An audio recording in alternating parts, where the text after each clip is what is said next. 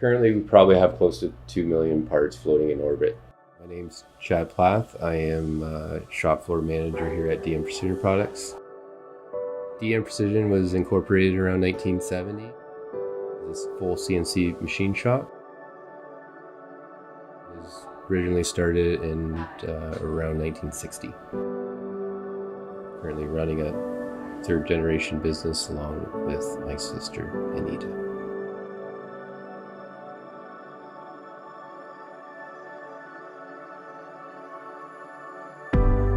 We serve the medical, science research, and telecommunication industries.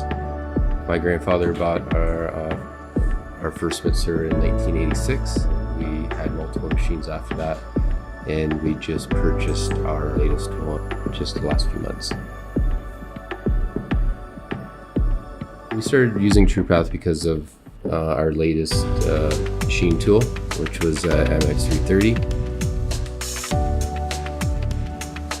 We've seen the benefits of it right away, using especially in fifth axis work. For the short time we've had it in here, it's been a success. Verification and G-code verification. They're married together. Other softwares don't typically do that. It'll open up more doors for us to bring in more complex parts to machine a lot easier.